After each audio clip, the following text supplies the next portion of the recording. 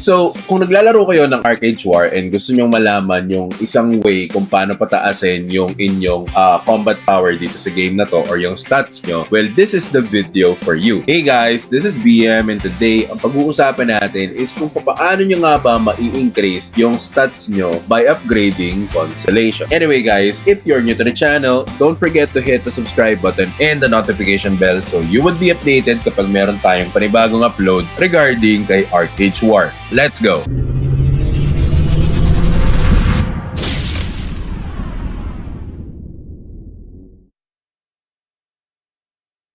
So, welcome back sa ating YouTube channel guys. So today, pag-usapan natin kung paano nyo nga ba mai-increase yung stats nyo by upgrading your Constellation.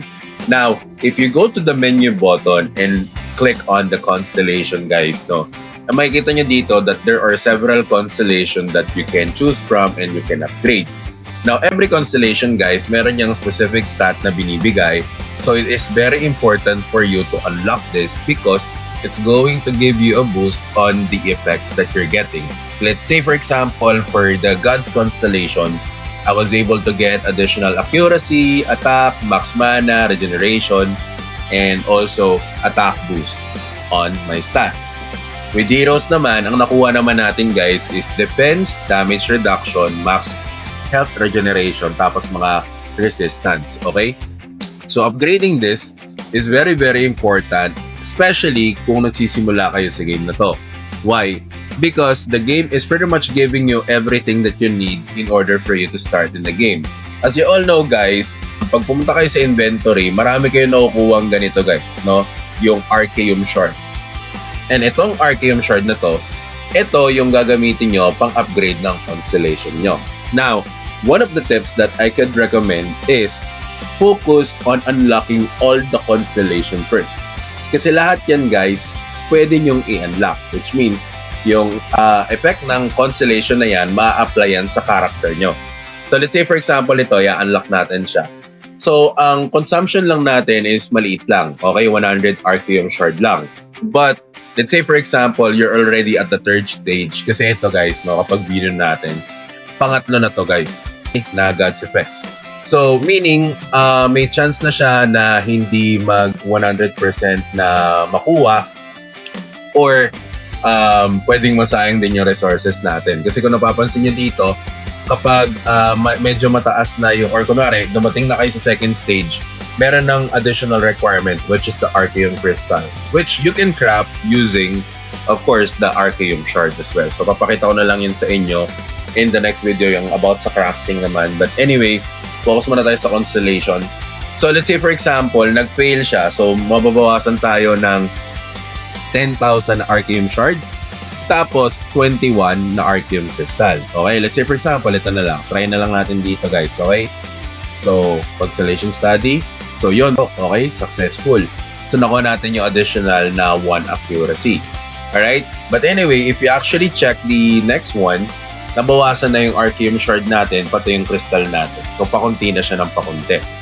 Now, my suggestion is, and I think this is a better way for you to be able to maximize your Arceum Shard, is to unlock first everything. So, unlock nyo to, okay? Kasi kung mapapansin nyo guys, ang consumption is 100 shard or 400 shard lang. Kumbaga, yung pinakahuli guys, ang maximum consumption niya is 1,000. So, syempre, since ito yung stage 1 or level 1 ng constellation na to, medyo mababa pa talaga yung nire-require na Arceum Shard. So, it's best that you upgrade every constellation so that you will get the constellation effect of each categories. Okay? So, kumbaga, additional stats yan for you so that you can survive on the game itself. Na-discover ko din guys na when I reached level 51, medyo mahirap na magpa-level. Medyo kumunat na yung mga mobs and at the same time, namamatay kasi yung character natin. So, it's best to actually get these additional stats, okay? So, pinapakita ko naman sa inyo na lahat yan ina-unlock ko. Alright? So, makikita nyo dito sa video. So, yan. Now, I can go with the second one. So, dito medyo maliit pa din naman. Okay, medyo sakto pa rin naman. Pero, I think you have to prioritize muna na lahat ma-unlock nyo before kayo mag-proceed sa level 2 ng constellation. That way, you will be able to have all the stats on that and hindi kayo maghahabol na mag-farm ng Arceum Shard. Though itong Arceum Shard naman, nakukuha nyo siya sa mga maps, okay? Like, kapag nagpa-farm kayo normally, you'll be able to get the Arceum Shard. So technically, madali lang din siyang ma-acquire. Okay? But in order for you to somehow utilize it and not worry about it in the future, then upgrade it right away. Kasi kung mapapansin nyo, di ba? So far, ang stats na binibigay sa atin is maganda naman. So, ito. So, upgrade natin to. Yan. So, mapapansin nyo, ito, ang laki din ng stats na binigay sa atin. Di ba? So, kumbaga, aside from this one, meron tayo nakuha dito. Sa Heroes, meron din. Sa Change, meron. Sa Arce, meron din. So, pag na-unlock nyo lahat to, guys, malaking bagay to for your character survivability. Kasi, number one, medyo mahirap mag-farm ng gears dito sa umpisa. You really need to somehow spend some time to AFK on a certain area na hindi mamamatay yung character mo.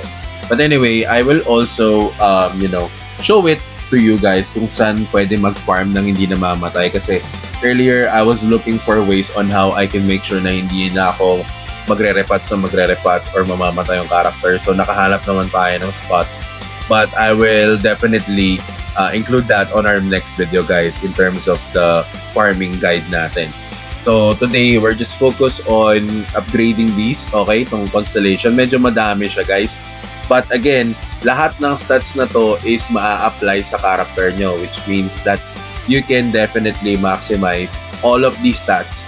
Okay? And talagang lalakas yung character nyo. Kasi yung mga previous dito, guys, like yung legendary mounts, may mga additional stats sila, right?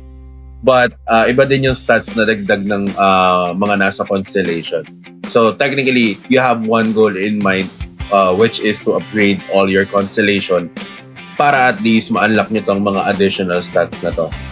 So, di pa siya ganun kalakihan, guys. So, meron tayong 900k to work with in terms of Arceum Shard. So, we have pretty much a lot of it, okay? So, if we unlock it all together, then, we're getting a good amount of stats as well.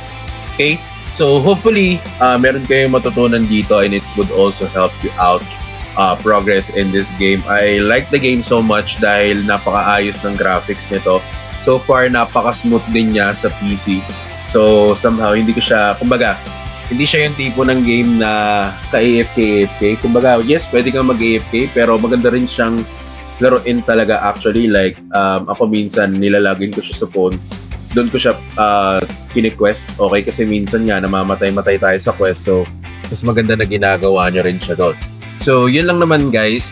We're almost done upgrading all our constellation here. So, good thing is, kina-check talaga natin yung game and inaalam natin kung para saan itong mga to.